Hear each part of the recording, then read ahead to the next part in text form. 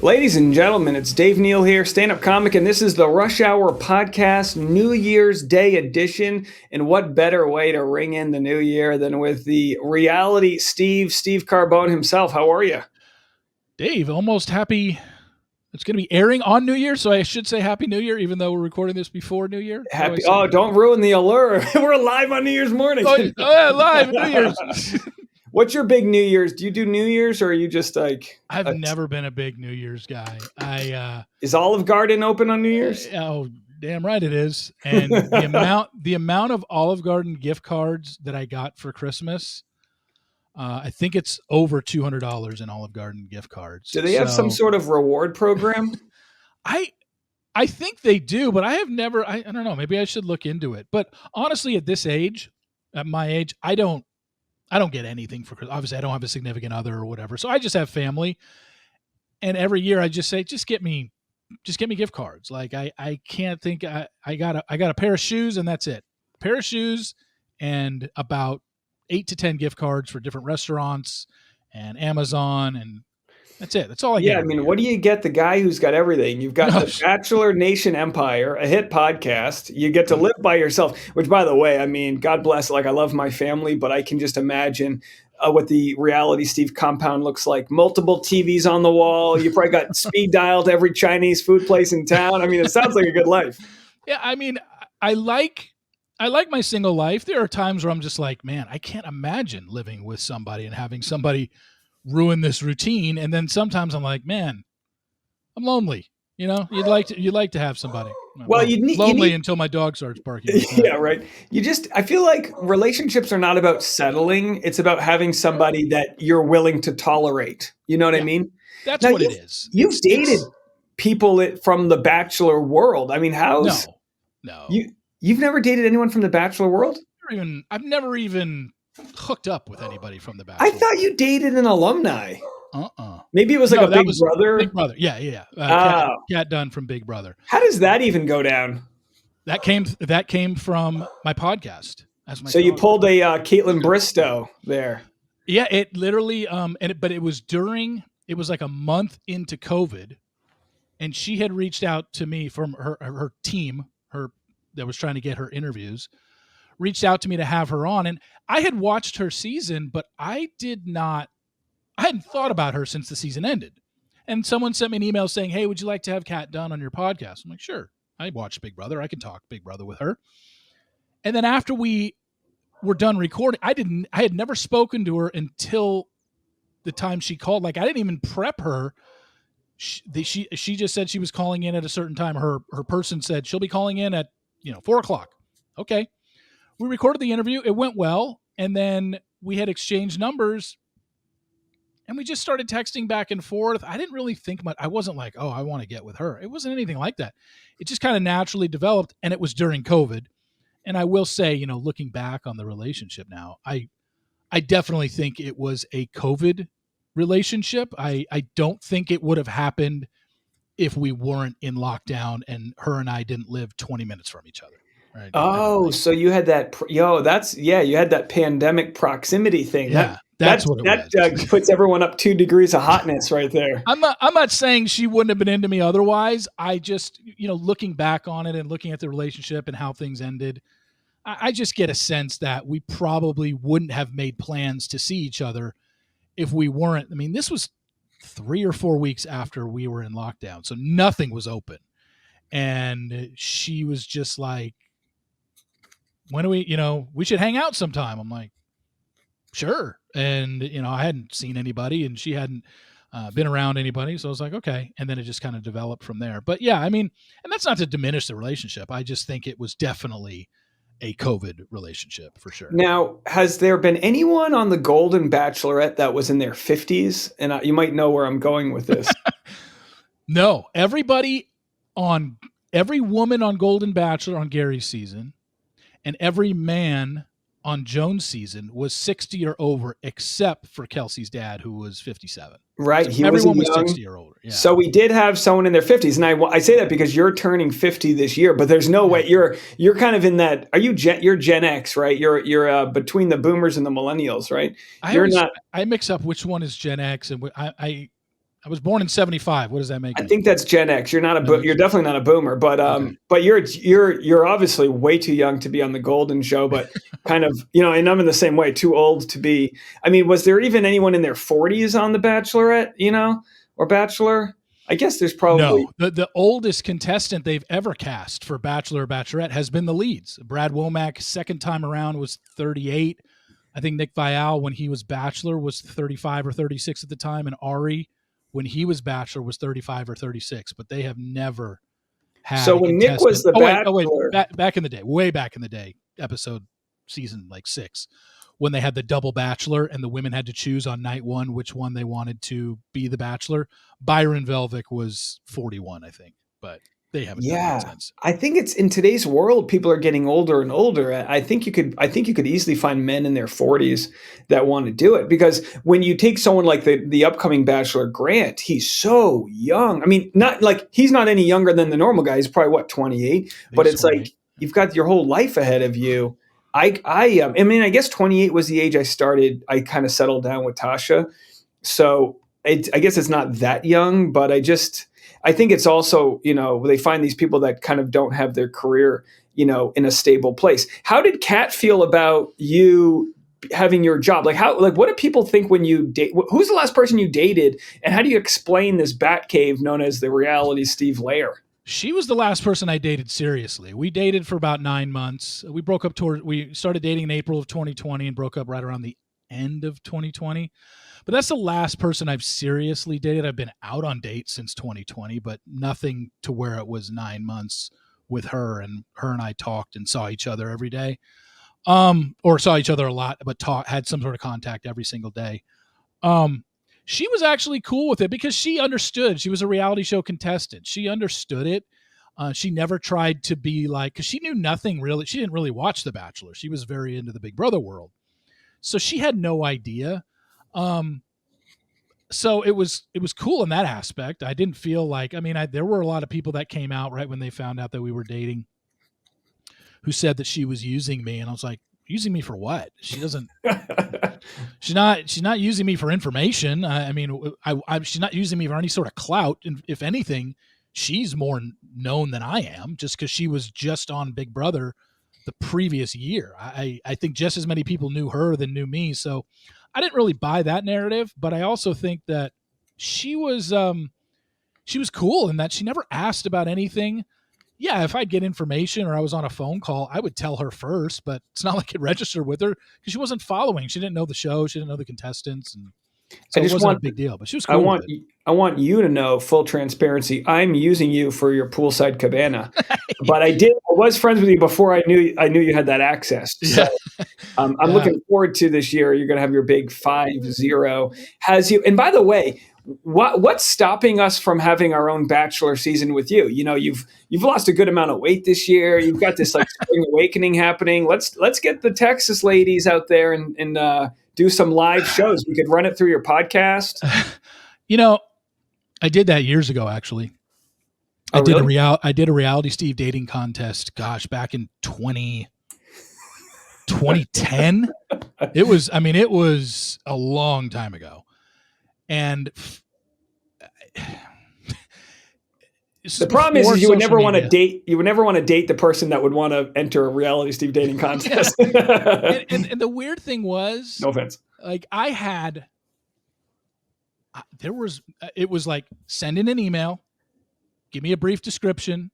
I had someone else screening the emails because I was just like, well, if I screen it, it's like someone that knew me, you screen it.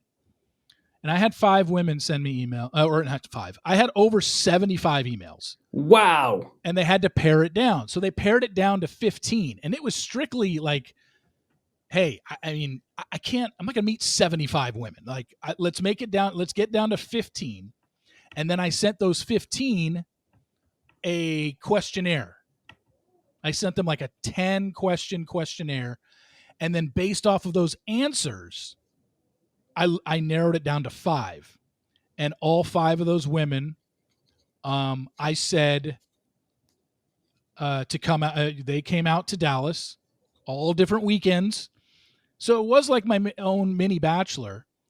And I told them I would put them up. They would just have to get a flight out here. I put them up at a hotel on all 5 women, and they all came out for like 2 or 3 days, and it just failed. It just wasn't. I don't know. I don't know if It the wasn't women it. got out here and then weren't interested or what, but there was really no connection with any of them on my end. And I think I'm not saying like, oh, they weren't good enough for me. I don't think they weren't feeling me. And if they were, they certainly weren't acting it. It was awkward. It was just, Well, it's a maybe it's tough. because they were in my backyard, and maybe if I should have gone out there, I don't know. It was just poorly done. I never should have done Would it. you But move for anybody, or are you stuck where you are in Texas? I wouldn't say that I'm stuck, and I wouldn't say that I wouldn't move, but I don't think I would for a few years. I think just with family being here, I think I'd have to stick around a little bit longer. Well, okay, so like let's take online dating out of the question. What Yeah, would you do to meet somebody where you live? Is there like Tuesday night trivia at Applebee's? Like what's going on? I don't. I don't meet people on a daily basis because I'm home all day. I don't go You're out. walking now though. You meet someone walking. Yeah, I could. But in the neighborhood that I live, just seems to be all families. I live in suburbia. Yeah. It's mostly families here. I don't go to bars. All my close friends live in California. Um, I don't put myself out there. I'm very private about my personal life. Um, I just don't like it out there, and I don't know. I certainly am not putting out the effort to meet people. I will say that. I'll be the first to admit I'm not on dating apps. I don't, and it's just with just the way social media is. And I'm not going to say Laura Owens has ruined it for me, but it's people like that do kind of freak me out a little bit. Oh, you need a body cam. You need an Yeah, alibi. You need a yeah, body cam, consent forms. And I don't mean that in like to trivialize it, but yeah, as we've talked about with Laura Owens, you can literally, I mean, most people can be trusted, but if someone was going to target somebody, they're going to go after somebody who has something to lose, which is a little bit of a public figure. and I just I just I don't want to say it like right off the bat when I am on a first date with somebody, but I also just get this sense of the other thing is the first girl that happened with Clayton, the one who thought she slept with him and then ran to TikTok and did a TikTok about it. That just freaks me out in general. That somebody is after, if we break up, whether it's an amicable breakup or it's not a good breakup, that my relationship is going to be talked about. Like, it's just like, why do you have to talk about, and it's because I am a public figure to a very niche audience. I'm not a public figure like Clayton was, who was the Bachelor, but it just freaks me out that somebody is going to go to TikTok or go on a message board and talk about anything that's involving our personal life. And it's always freaked me out. It's prevented me from dating. And maybe I should just get over that and just realize that if it's going to happen, it's going to happen. There's nothing I can do to control it, even if I tell them not to do it. But it's definitely played a role in why I What's haven't. funny? What's so funny about that sort of world we live in where women will sort of tell you the tea about their relationship is it's kind of a one-sided gender thing.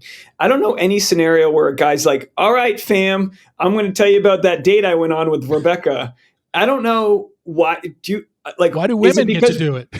is it because women are trying to warn other women of F boys? That might be it.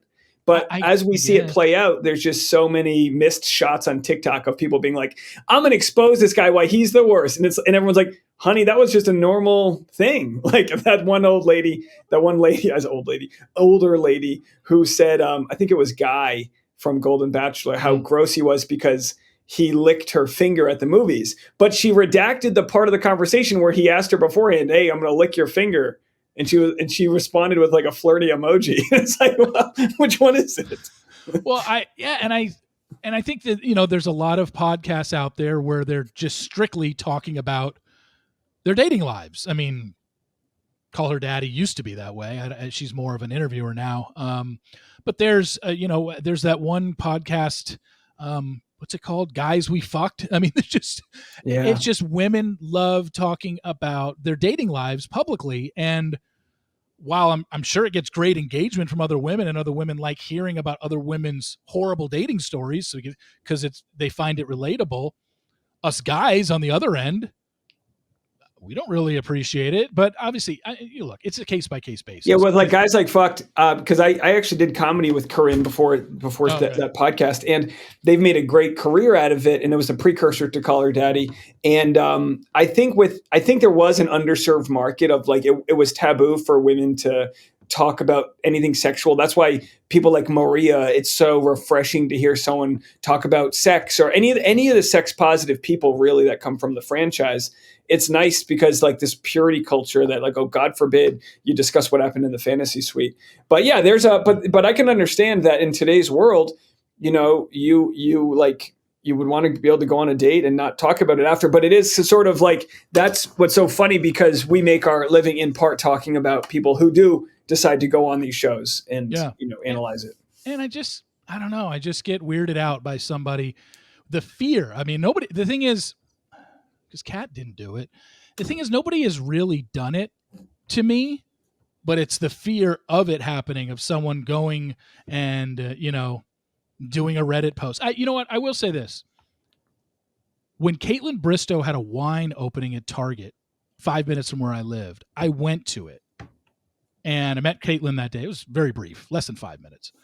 And I do remember in line, somebody was right behind me, knew who I was, and made a little small talk. I made a little small talk back. I might have been not rude or short with them, but I was just like not really engaging because they were brought up Bachelor stuff. And then that person, because someone sent it to me, went to Reddit that day and said, I met Reality Steve in line at Caitlin's wine tasting, and boy, they didn't trash me, but they weren't really positive. I was like, geez, that's just a meeting in line at Target for Caitlin's wine tasting, and someone felt the need to go talk about me. Like, really? I barely even spoke to you. We were in line talking maybe 2 minutes, and yet you felt the need to go and talk about it publicly. And that's the stuff that just bothers me. And I didn't even have any sort of relationship with that woman, any sort of sexual intimacy with that woman. And that's what kind of, gets Yeah. me weirded out. And then obviously the Laura stuff with Clayton is just like, gosh, like why is it necessary to talk about this? And I almost feel like you got to lay down the law on the first date. Like, hey, if this gets serious or whatever, please don't ever talk about us publicly. Or there's probably a way to find somebody who's, I think most people aren't on the internet. Like most people who go on Reddit have never commented on Reddit. I think the Bachelor franchise just attracts people that have a little bit of a voyeuristic, parasocial relationship with the Bachelor. So then when they meet somebody, they're like, I can't believe I can share. But like, you could just meet somebody out, at some cooking class somewhere who's like, oh, cool, you do that, and has no idea what you do. Like, I feel like most people are not chronically online the way that we kind of have to be as we're kind of talking and sourcing content. It's a weird world though. But and I hate to be the person who's like, I'm gonna have a baby and then tell other people to go on, to go shack up. But I just think you've got I think you've probably got more of a demand for people that would date you than you think. Like I said, I don't try. I don't put myself out there. It's like I'd rather it happen, I don't know, organically. And just it comes about, like usually it's someone either I meet through the podcast or I don't like getting set up. Yeah, that's and the problem with that is, and not to not to beat this topic down, but I find it interesting because it is like it's like I was talking to Tasha about this. I was like, Steve's having a killer year. He's got like all these things going on. Like it would be hilarious to see the right person, just like where and it's like we get kind of scared because sometimes you'll date someone who's too clingy or you'll lose trust because there's jealousy games that get played back and forth. But all that aside, you eventually find somebody who's just like kind of gets your vibe. And It's like, all right, Steve's going to do his thing. Steve's got a breaking news story. I'll go make the linguine. You need somebody who can cook good Italian food. That's what you need. Yeah, I would love to have somebody to just be chill with, and somebody that I don't believe in soulmates. I don't believe in that at all. It's just somebody that you can get along with. You're obviously going to do things that annoy them, and they're going to do things that annoy you, but enough to where you can, tolerate it. And that's really what it comes down to. And I'm not going to sit here and say I haven't found anybody that I'm able to tolerate. I just honestly don't. I'm not a serial dater. I'm barely a dater. I just don't go out on a lot of dates. I'm very Well, it's like you just need, you need time. at bats. You need a lot of at bats, and I don't. It might be that you're just not getting the at bats because you're in a place. And I get it. Like I just moved to suburbia. It's like, oh my gosh, it's just moms and kids and dogs. It's just like, yeah, it's kind of got to be tough. But hey, maybe we'll see if anyone. But then again, anyone who would DM me being like, I would want to date Reality Steve, I'd be like, Steve, I don't want you to date this. But we got to find you somebody outside of Bachelor Nation. You got that, But anyway, we'll move on. So I want to talk about 2024. Both, and I also want to talk about the upcoming season of Bachelor, but let's go back to 2024. I had this game I wanted to play with you called Rose, Thorns, and Seeds. So tell me your rose, and then I'll tell you mine. Tell me your thorn, I'll tell you mine, and then tell me your seed, and I'll tell you mine. Rose is like, give me a highlight of 2024, whatever it is. What's something you can think of that was like, dang, good on me? Honestly, I would say my party. My party every year is like literally one of the main things I look forward to all year. I just think it's a lot of fun. Last year was the first time we had ever had it at the Venetian. It was a lot better than that because years before I was just in a room and it got too stuffy and got too just got too hot in there. But great catering, good vibes. The food was excellent. A lot of space. There was at least, I think, could seat like 60. So a lot of people were able to sit as opposed to at the party where you have to stand. I honestly think my highlight for my year for 2024 was the party. And you could probably say that for 2023 and 2022. It's literally the one thing I look forward to all year because I appreciate everybody that does tune in and supports the podcast and the website. And that's the reason I'm able to throw the party. So it's like, I look forward to it every year, and now we're less than 6 months away from this year's. How many people have already committed to going to the 2025? I think I'm over 80 right now. And that's just incredible. And can get up to 150 this year. So now I'm going to ask you this, and you don't have to answer. What does the average Reality Steve fan appreciation cost? For a guest? No, for you. Oh. You don't have to tell me, but I am curious. I don't care. This is are you Jason Tartick? Is this business? Yeah, I got Jason Tartick hair. I'm Jason's older brother. What's his podcast called? Business? Trading Vines or something? Yeah. Off the Secrets or something like that? Trading Vines. It took a while to register. I got it now. So when I was having it in the room, which is always at Mandalay, the room was free because I got my rooms comped at Mandalay. So all I was paying for was that catering service that came in. And that would all be dependent, which was 3 hours of open beer and wine bar and then appetizers to feed, enough people there. That was running me around, it's like $6,500, $7,500 a year. Wow. Last year's party at Venetian just had a higher, because it was at a restaurant, you had to do, service charge, staffing fees, all that. That came to around $9,500. Wow. Next year's party is the biggest one I've ever had. It has more people to it. Probably going to have a DJ. We got the mics set up. There's going to be a show. It's going to be a live 1 hour podcast, maybe 90 minutes, depending on how things go. Probably do a Q&A from the audience because we have wireless microphones to go around.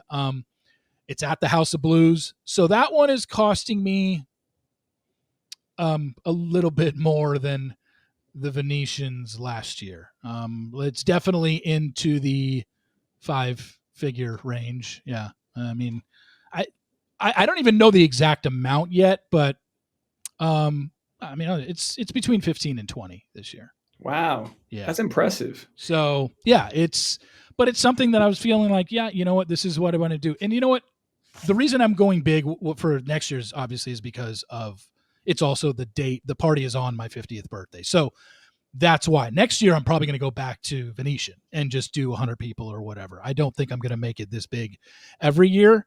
So that's why I decided, hey, it's my 50th as well. The party has always been the first Friday in June. And when I looked at 2025 schedule, I'm like, wait, May 31st is only the week before that I usually do it. And my birthday happens to fall on a Saturday. So I might as well do it on my birthday this year. So yeah, it's gonna be on my birthday. We're gonna do an 80s themed party as well. So yeah, it's just costing me a little bit more because there's more people coming, and a restaurant is charging more per head. With still gonna be and it's gonna be an extra hour of beer and wine, so that adds to the price. The beer and wine is a little bit more expensive at House of Blues than it was with the catering service I used, and asking for 50 more people. So yeah, it's somewhere between 15 and 20. Now, I don't want to kiss ass here, but I have to give you flowers where they're due. I think that's what the kids call it, giving someone Yeah. flowers or roses. I don't really know, but I don't think there's many people from Bachelor Nation that could generate the type of audience you could. I don't think Nick could get 150 people. Like, I don't think there's 150 people that care about Nick. I think Caitlin Bristow could. When she does her live tours, she gets those people. But who else? I mean, there's she crowd surfs with them. She jumps into the crowd and she crowd surf. Should I crowd surf at my party this year? You should. Yeah, you should. I can't think of many people that can get that sort of attention. And it's a testament to sort of building a brand where people, become your friend. I mean, that's all a podcast is you're trying to find people that see you as someone that they can give you some of their day with. And over the course of the years, it's just incredible. Now, and the crazy thing to me is, and I appreciate it with my fan base, is, this is a first come, first serve thing. This isn't reserved. Granted, I reserve, spots for, you and Courtney and She's All Batch. Like I have those where I reserve spots for my friends coming, but it's everything else is first come, first serve. And just, I'm looking at my list right now of all people who have RSVP'd already. And, it doesn't cost anything to show up other than, and I'm not going to charge you when you already have to book a flight and or a hotel room unless you're a Vegas local. But just looking at, I've asked everybody this year when they've emailed me and RSVP'd, where are you coming in from? Because I wanted to have an idea. And right now, just looking at it, Wisconsin, Sacramento, Philadelphia, Ontario, Canada, Atlanta, Washington State, DC, San Diego, Virginia, Phoenix. No, that's not Laura. Seattle, Denver, Kansas City, Sacramento, Albuquerque, and Chicago so far. I mean, it's crazy to me. These people are coming in from all over, and that's the way it is every year. Last year at the party, I think we had 100, and only 25 were Vegas locals. Everyone else either drove or flew in for somewhere else, and it's just, and those were not even having a podcast. They didn't come. It wasn't even coming to see a live podcast, to watch me talking to you or Courtney or She's All Batch. It was just people coming to hang out and mingle for 3 hours. That's what the party is. And they're really cool. They're really cool people. I mean, it's a type of person that comes to this event, someone that's just like fun and all of that. And of course, in a world where everyone monetizes everything, you're not there squeezing ticket prices. I mean, you could easily sell tickets to this thing. So I think it's like pretty cool. I was thinking of it. I mean, my team that put this together, we're still trying to get a sponsor for this. That would help with the cost. But if we don't, it's whatever. They were just like, why don't you charge? These people are paying already to fly and drive. If you ask them for $20 a head, they're probably not going to say no and be like, I'm not coming. But even if I got $20 a head at 150 people, that's, it's $3,000. I'm not going to, do anything with that. I'm just like, I feel like because everything I've done ever since I've started Reality Steve has been free. My website has always been free. My podcast has always been free. My party has always been free. I don't know. I just don't feel like charging. And I just, actually the one live podcast I did was $20 a head, but that's because we did it at the Addison Improv and they basically forced me to charge to come in there. So I was like, okay. But everything else, my content is free. So I've just always wanted to maintain that. So yeah, I can't say I'll never charge for the party, but if I did, it wouldn't be more than $20 a person. And if you're coming in out of state and you're buying a flight, and getting a hotel room. I don't think adding an extra 20 is be like, oh no, And I'm also, what's the not doing price it. of like making a fan for life? Yeah, I think people underestimate, brand building. So many alumni that come from the show have this money making ability as long as until the tea runs out, and then they slowly sort of lose their followers unless they provide some other value, like Jason Tartick's podcast we talked about. If you yeah. can provide value, you can ride that wave. So I think it's interesting that folks like you continue to, like where like have you don't have to give any numbers, but how have the last couple of years been for you since you've gone like daily with your content? Because I think what's really cool is someone from the outside could look at like folks like you and myself as competition, but we're probably both doing better as we continue to give audiences the most amount of content. Like, it doesn't hurt either one of us, it only grows. Well, I heard you talking about this the other day on your podcast where you said, I think you're going video for your daily rush hour. And you think like, well, I'm probably going to lose people on one side because I'm now including it on two mediums, on YouTube and audio. I would say that when I went to the daily podcast, it probably hurt my website a little bit in terms of views. But then again, I also think that I went to the daily in July of 2022. My podcast or my website views have gone down basically since COVID, just because I don't think people read anymore. Everyone, it's more about, Instagram Reels and YouTube Shorts or whatever. People want to be, they just want their information so quickly. People don't want to read a 5-page blog on The Bachelor from last night when they've already seen 1,000 opinions on it. Like, how is mine any different? When I started this whole thing back in the early 2000s and I was writing a Bachelor recap, and this isn't to toot my own horn, but I know for a fact I was the first one on the internet covering the show who had his recap up first. My recap was always up first thing the next morning. This was before social media where anybody had an opinion, so people were running to get my recap up first, and it's just not like that anymore. It's like, what does, if anything, the rise of social media has hurt me in terms of what people think and people care about what I say about the show. In terms of my opinions about the show, it's more about, hey buddy, hey spoiler guy, just give me the spoilers. Tell me what's going to happen versus, yeah, you'll get your Devon story every once in a while that I'll have that's very interesting to people. But for the most part, the whole idea of how Reality Steve was born was I would recap the show every morning, the following morning from 2003 on in website form, and people loved it. And then social media came along, and now live tweeting, and everybody's putting up their podcast 1 minute after the show ends. It's like, okay, great, Steve, you got a column coming the next morning with your thoughts. It's just like probably the same thoughts as everybody else. We're all watching the same show, So that part has hurt a little bit. But the But daily podcast has done well. you're kind of like David Portnoy, who obviously founder of Barstool. He was blog heavy when Yeah. blogs were big, but he was actually a much better podcaster because he's just got the gift of gab. So, like, I would say from the podcaster level, you're one of the few that can do a solo episode and just keep talking. And I got to watch you do your podcast when we were in Vegas, when your hotel room was set to 62 degrees.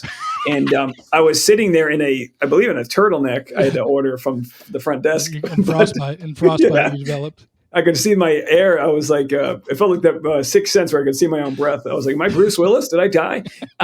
But yeah, you got the gift. You can go out there and talk, and it probably feels easy to you, but that's your skill set, like, and for you to go daily, has it been easy? Has it been the right move? And do you have any 2025 moves that you're going to do to continue growing, or are you just going to keep riding this daily? I'm going to ride the daily. Obviously I'm on the YouTube now. My weekly is also on YouTube and audio. I guess the next iteration would be kind of like what you're saying. Do I make the daily also in video? Just because right now my algorithm on YouTube is only once a week. Now I'm producing content every week and once a week. And now for the last few weeks, I've been doing YouTube shorts as well, but those don't really do much. And, you need to, that YouTube better than I do, but from what I can gather, you need, a lot of subscribers and a lot of engagement. And me interviewing anybody, whether it's you or Courtney or She's All Batch or somebody from Survivor or something like that. People just like listening to the interview. They don't necessarily engage. If you look at all my YouTube interviews, there isn't a ton of comments underneath them. Not a ton of No, the likes. interviews not so much. You're right, because the interviews are very passive when you listen. But I do think when you have spoilers or a Devin Jen scenario, that's like comment city central. And YouTube, even though a lot of people do watch it old school on their computer, it's become like bigger than Netflix on the TV. More people watch YouTube than Netflix on TV, because you give it away for free, so there it is. So we'll talk about this off air, but I'd be glad to help you based on what I learned from doing it this way, because I'm looking for ways to grow outside of Bachelor Nation. And it's like, no offense to the Bachelor Nation audience, but I don't want all my eggs in a basket that is, slowly dying. Yeah. Because doing the daily. I mean, Grant's season ended filming the first week in November. I can count on one hand how many times my daily roundups since the beginning of November have had a Bachelor-related story, and especially Grant-related. It's been all other stuff. It's just, and people are still, I'm seeing the numbers, they're still tuning in and listening. So I know that there are people who are interested in what I have to say about either other reality shows or pop culture, and, my sports podcast as well. So, yeah, I haven't talked. There's just, once this is always the dead season. There's nothing filming or airing from the time Grant's season ended filming until the time it starts airing on January 27th. I know they're going to be releasing the women soon, so that'll give people something to talk about. Read their, they'll do an episode where they read their bios and stuff like that. But other than that, there's nothing. I have nothing new to add right now. All right, so I do want to ask about Grant season. So let me blow through my rose. I had a baby. Yeah. My wife did. Absolute rose. Everything involved. Just rose. Just bundle of joy. You haven't met him, have you? You'll meet him in Vegas. But just unbelievable. So we'll go to Thorns next, but let's just do Grant. So you don't have any. How close are you to knowing how Grant's season ends? I have the final two. We're down to I have the final four. I said who got eliminated at Final Four. I know who got eliminated at Final Three. So I have the final two women. I just don't know who he chose. So what do you think? Do you have a thought? Are you leaning towards anything? And also, what are you waiting for in your inbox to get that info? A solid enough source where I feel comfortable enough running with it. Like, I've heard rumblings of who it is, but it's not enough where I can say, like, I know he picked him. Like, I could post tomorrow and just be like, hey, this is who I'm hearing he chose. But then that turns into Reality Steve says he chose. And then if it's wrong, it turns into Reality Steve was wrong about it. And obviously, the main thing I care about now is just spoilers and just being right about spoilers. Obviously, I don't want to put out wrong information. So any information on any villain information or information on how the season might go outside of who wins? I think the one thing is we're getting a little his season's going to be shorter. It's only going to be 9 episodes. What? Yeah. They did 3 episodes in LA, and then they went to 2 locations, and then they were at hometowns. Like, they went through. Can't be a good sign. Yeah. I don't know if, and they did get to, both locations that they went to were, off the top of my head, I'm already forgetting where the hell they went. Oh, it's in my phone, but they went to, let's see. Oh, I have it right here. He went to Madrid and then Scotland, and then they came back to the States for hometown dates, and then his finale was in the Dominican Republic. So they got to travel, but they just didn't go to 4 different places before hometowns. It's just, I don't know. But he only got, I think it could be a scheduling thing because they can't start the season until college football season is over, and college football season had got pushed back a week because they went to this 12-team playoff. So the college football finale is on ABC on January 20th. So you can't start the Bachelor season anytime before January 20th, which means that's why they're starting on the 27th this year. Yeah, you're right that it could be a non-Bachelor reason why it's shorter, because they now have Golden and Bachelorette, so it could just be that like it's getting squeezed. I see Grant's season just based on what I see from Grant. I see it as it could be a good season because he is like, he's a hot guy he's suave. I think it could be a season if they cast it right, where the women get a little silly trying to go after him, but we have nothing to go on. Yeah. No, I mean, I know that the women, they won't do it the last week of December because everyone's still like in vacation mode right now. But I would think the first week of January is when the women will officially be released, even though you have every woman's first and last name and Instagram account the day that they released Grant's possible women on Facebook. So I put that all out there that day back in September. But I mean, the main thing is everybody knows who the final four are, who the final three are, and subsequently now who the final two are. I'm just waiting to see, who we did end up choosing. And a lot of people are rumbling about like, oh my gosh, they must be a terrible season. They haven't promoted it yet. But in the recent past, the season started January 5th. So it's like they're not going to spend the ad dollars until mid-January to really push this thing. Like they'll probably do a New Year's Eve thing and a couple other stupid things. But like, it really comes down to is the season worth talking about based on that cliffhanger that you get at the end of the first episode. Like the first episode can have bad views, but if you watch that trailer and you go, oh shoot, pies are getting thrown, this is, people running around, people will talk about it and they'll watch it. Yeah, I'm assuming he'll get to do the same thing that every other Bachelor has done on New Year's Eve. He'll be in New York and he'll have a interview with Ryan Seacrest, because every Bachelor has done that for outside of the COVID year. Every Bachelor has been there, and that's like the official kickoff to the season, because it'll just be, and he'll give a generic answer to everything, like, oh, you're gonna have to watch. I really learned a lot about myself, and you're gonna have to tune in. It's a great season, a lot of love, and all this stuff, But yeah, the Bachelor has always gotten to go to New York for the Apple drop and go on Ryan Seacrest, because he's on ABC, the New Year's Eve celebration in New York. So I'm assuming Grant's going to get to do the same thing as well.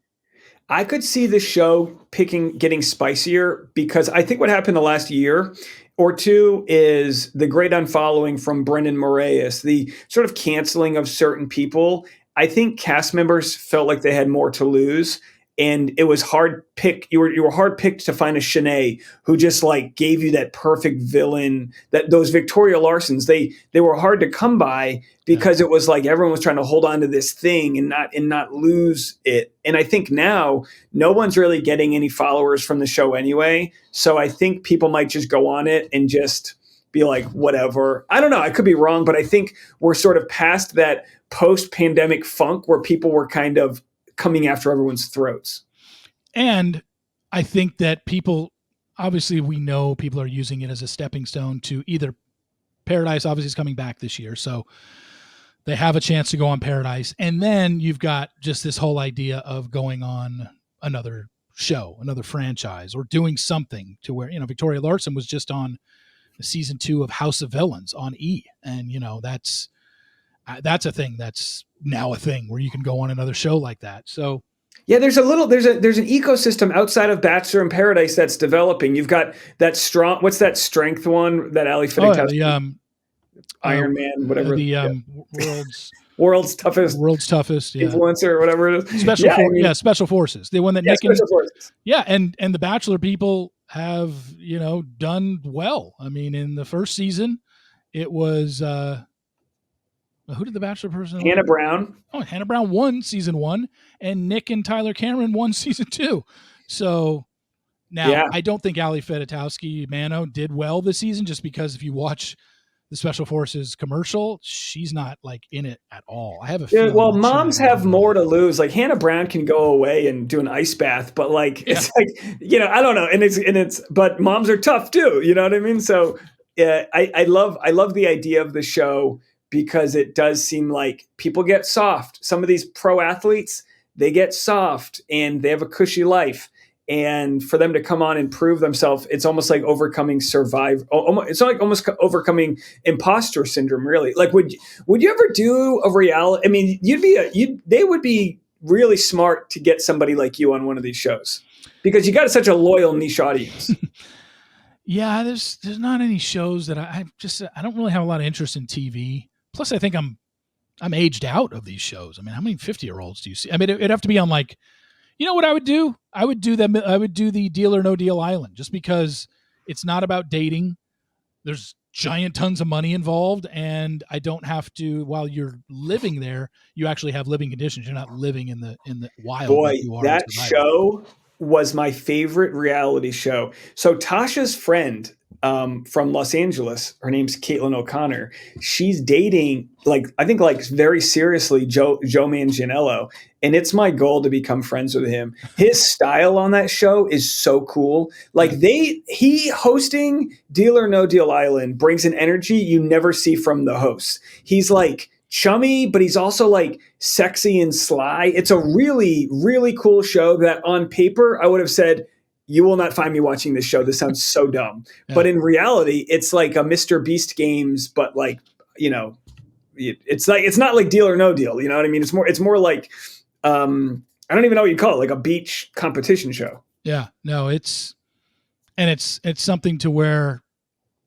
it's fair. I mean, look, if you've ever seen the game or watched it, even the old TV show or even now season 1 of Deal or No Deal Island, not a lot of skill involved. It's a lot just plain blind luck. Even if you get to be the person that gets to choose the suitcases, it's just luck. You have no idea what's behind any number.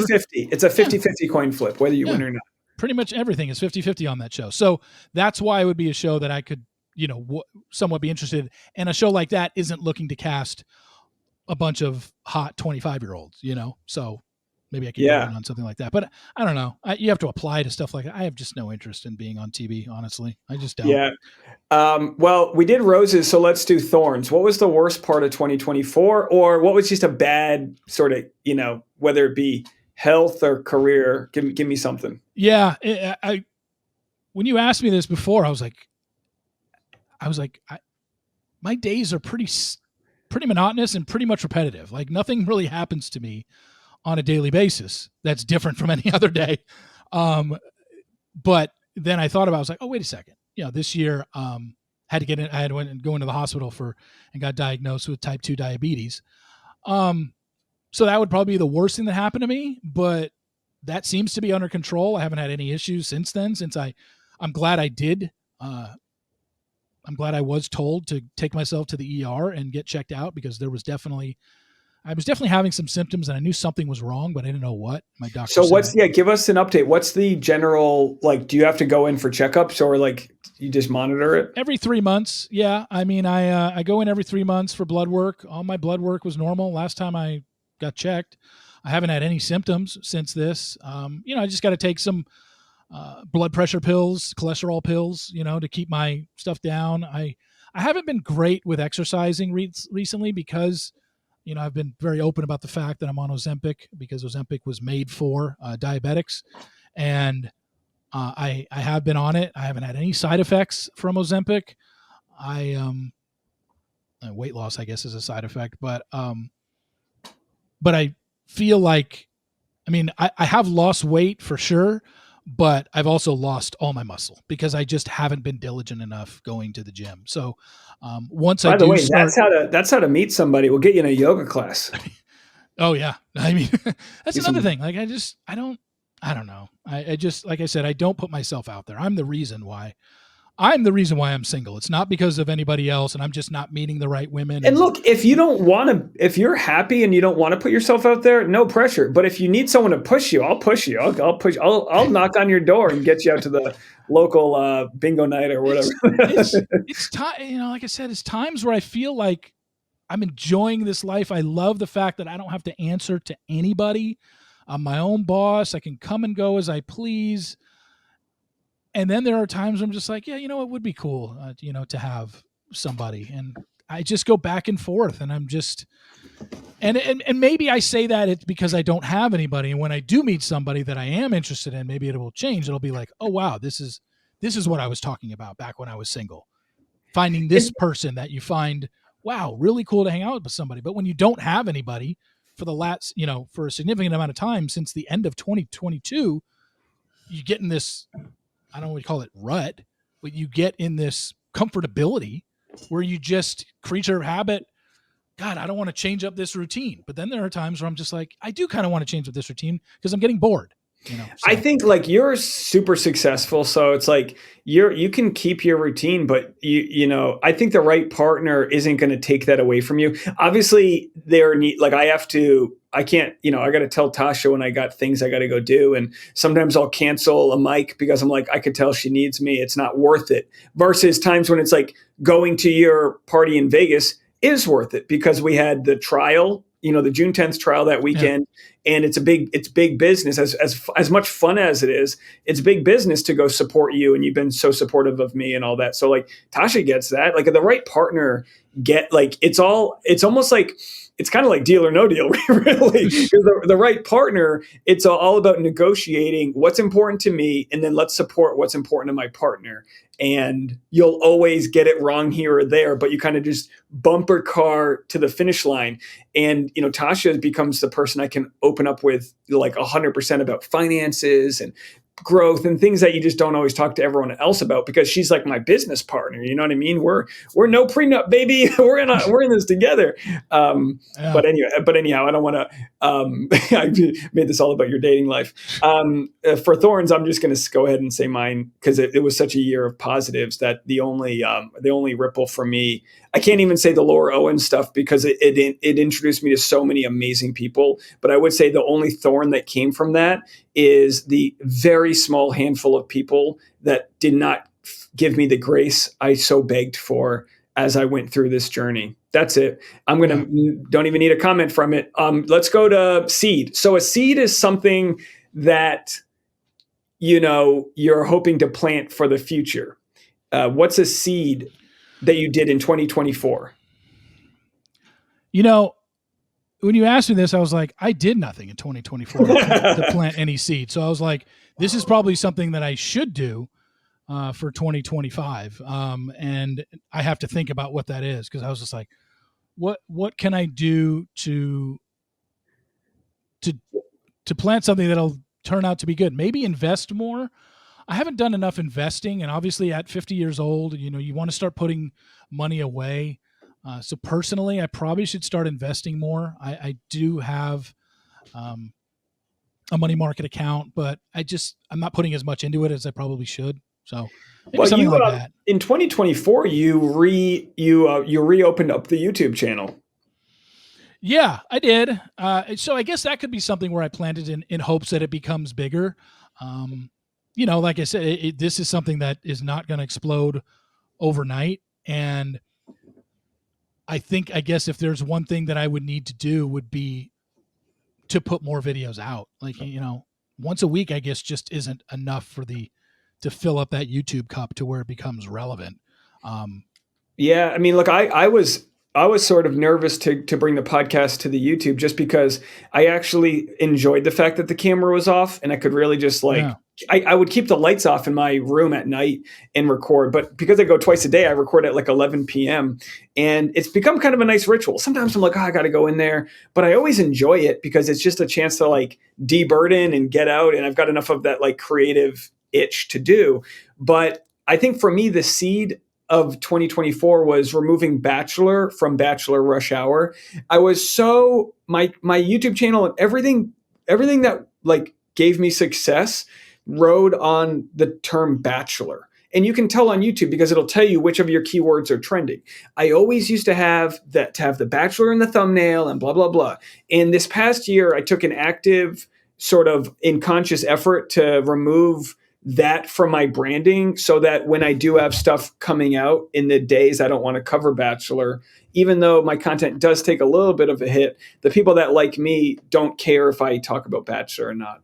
And I think that was important for me as a seed because like, look, you just, sure, it's a good show to talk about, but like, I want my relationships and I want my career to long live, past whatever the show offers, so that Yeah. was my seed. Well, that's a perfectly good seed. I mean, like I said, I didn't have one in 2024, but like business wise, money wise, like I said, probably need to invest more. And if we're going to reality Steve wise, it's do I make the move to have my daily roundup also be on video, which like I said, like you said, you go in, I start recording usually 10:30, 11 at night to record my daily roundup and my sports daily. And do I want to have to turn on the camera and then upload it to YouTube and do all that stuff when it's just so easy right now? Crack open the mic for 20 minutes and upload it through, through that system, how I upload my podcast. Now I have to, and adding an extra step to do that daily. It's just like, do I want to do that? I don't know. And the thing is too, if you do it, you've got to do it right, or else it's like a waste. And like for me, that means having like a choice thumbnail and being conscious of like how I'm marketing it to that. And it's like, yeah, it's a whole different thing. And that I think a lot of people don't realize, just doing something that adds another half an hour onto your day can be like, when you don't have that half an hour, it's a lot, but I think YouTube is the biggest. It is the biggest podcast directory. I think that was by accident. I don't think YouTube ever intended to be so podcast heavy. But now that people who have premium, they can turn their YouTube off on their phone and just listen, and you can play it on any TV. So it's also one of the only apps that comes pre-stocked on your phone, like ready to go. So I don't see it. Both your rush hours are now video.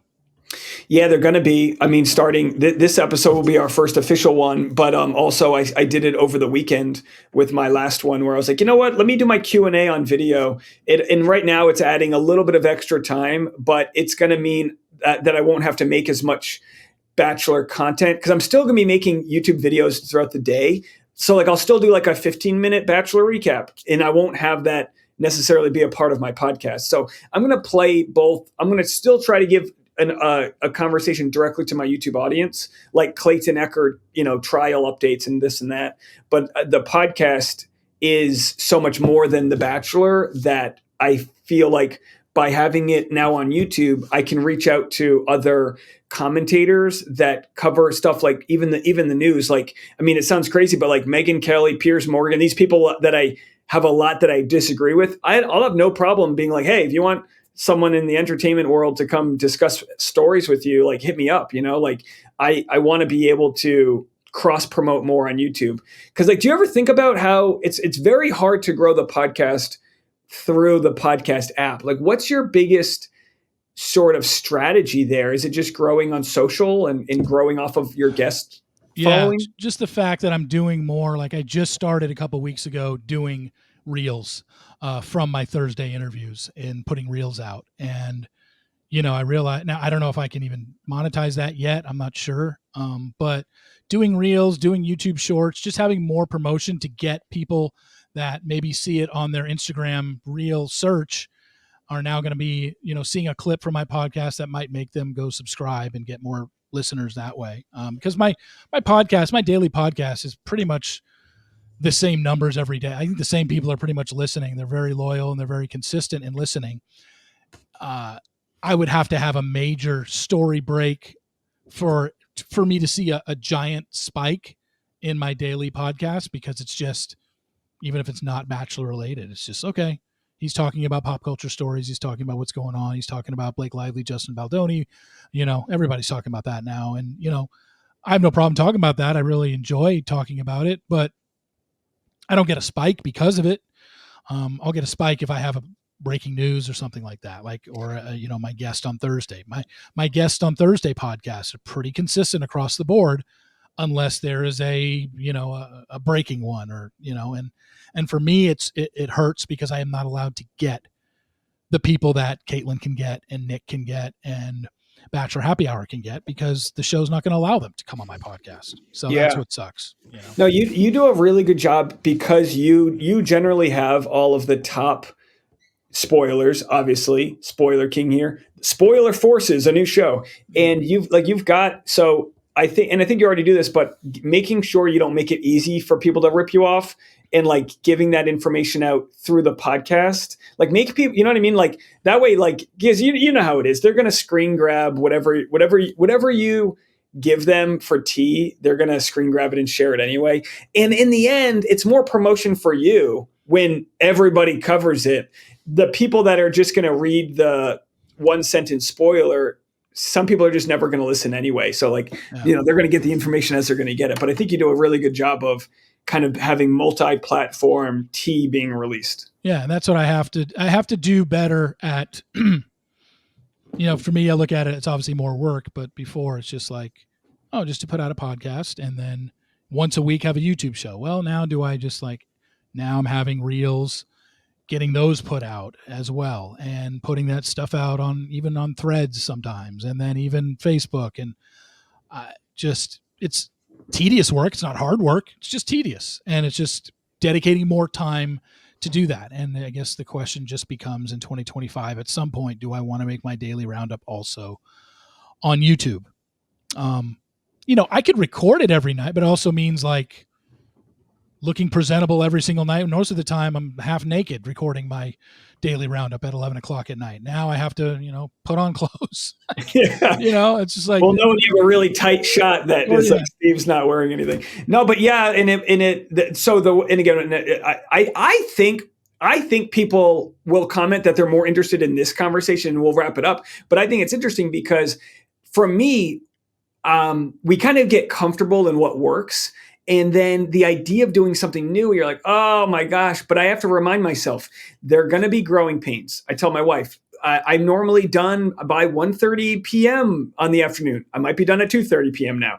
It's going to take me a little time to figure this out. But as I get it going, I can anticipate I'm going to streamline it, and it's going to be, whatever. And it's going to possibly introduce me to a much bigger audience. Like for me, my overall goal, like my big goal is to quit with the twice a day and just go to like 1 hour long episode a day that's got a live audience, and we shoot it at a brewery, or it's like a 3-camera setup. Like, I'm talking like Watch What Happens Live style, where it's a much bigger production. I'm just not there yet, but my goal is to make it better and less work. But right now, you and I were both pretty much one-man shops.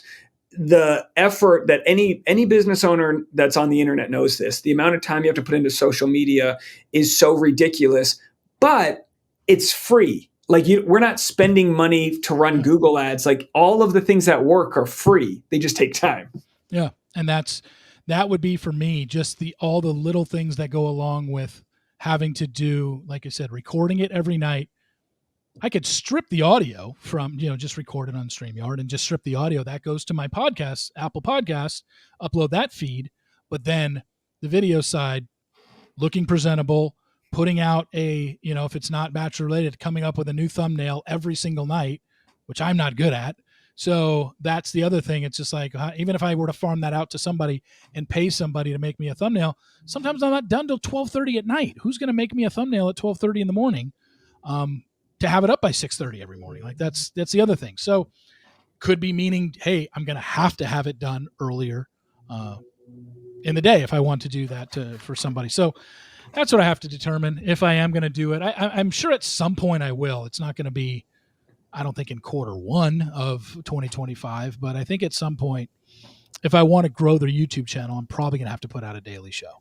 Once a week isn't enough right now. The other thing too is like, because I'm going to YouTube now, I'm not going to have to rely on YouTube's AdSense. So my rate of what I'm going to make per ad read is tripling. But I have to make sure that people watch on YouTube. Otherwise, that tripling's not going to last for long. I'm just going off of like previous impressions. So yeah, I think we'll talk offline, but I think you might be able to find a way to like really streamline it and not worry too much about how you look on YouTube. Because in the end, if the tea is good, you can do it. You know what I mean? Like people are if the tea is good, they're gonna tune in. Yeah. Dude, well, I'm open for continued world domination here for you. I appreciate you helping me get the year off on the right foot, 2025. Any other resolutions? You're a resolution guy? I've never really been a resolution guy either, honestly. I do need to start drinking more water. I got really hooked on Lipton iced tea. God, those are good. So good. I liked sweetened iced tea. I don't like I have one of those giant water bottles with the time. It tells you what time. I have that too. And that? I was doing well with that when I was hitting the gym, because that's what I would bring to the gym. The hardest part is just gym bros carrying that gallon around with me. Yeah, it was one of the hardest part is just filling it up in the morning. And keeping it close by. But I always say this for New Year's resolutions, like, don't be too hard on yourself. Everyone breaks their resolutions. It's about kind of having something you aim towards. So Yeah. you're turning 50 this year. I'm turning 40. Let's just show up to this Reality Steve event absolutely yoked. Yeah. We'll both get on testosterone. We'll bring our water bottles, and we'll just dominate. Tasha would literally hate me if I'm just ripped at your pool party. You're That's funny. Yeah, no, I mean, it's the party. This is the first time the party is going to be on a Saturday, and like I said, it's a theme party this year. It's an '80s theme. We're going to do a live podcast there, and in a bigger room, biggest room I've ever had. It's at the House of Blues at Mandalay Bay, so it'll be good times. Obviously, there's still, like I said, it's first come first serve. Still got probably 70 spots available, roughly. So if you're interested, just email me, Steve at Reality Steve, and tell I'll me be how many people are there. going. She's All Batch will be there if they're not vomiting in the cabana. Or yeah, Stephanie and Jackie are coming. Courtney's ditching coming. us for Jax from Vanderpump. How did that work out for you, ladies? Yeah. And Courtney Robertson will be there. My high school sweetheart is coming this year. That's gonna be fun. Is she single? No. It's just crazy. But we've kept in touch ever since that. I went to her. She's married. She's married. She's got 2 daughters in college. But I went to her wedding in 1999. No way. We've remained friends. Well, let me ask you a question. Her birthday is Christmas Eve. I always call her on Christmas Eve, and she always calls me on my birthday. And just to catch up, we literally talk twice a year, and we catch up. Does her husband know that she's been spoiled, as it were? Is that the term for Reality Steve? If you dated Reality Steve, you've been spoiled.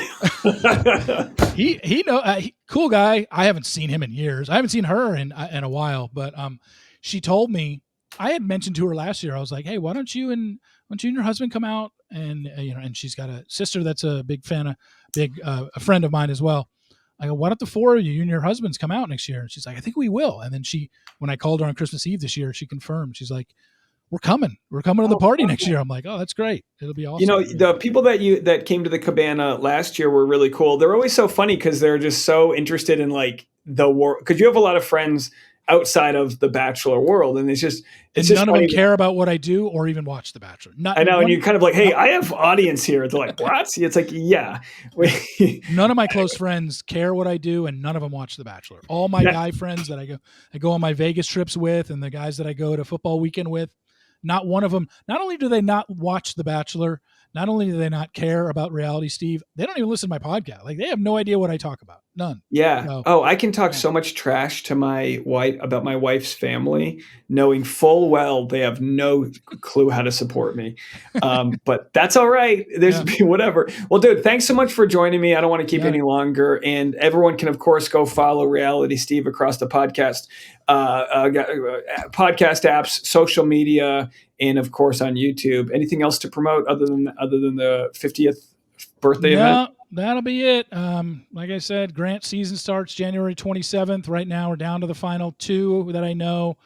Go on my website or Instagram page. You'll see the final 4. I don't even think I've put the final 3 and final 2 out on Instagram because I've gotten so far behind.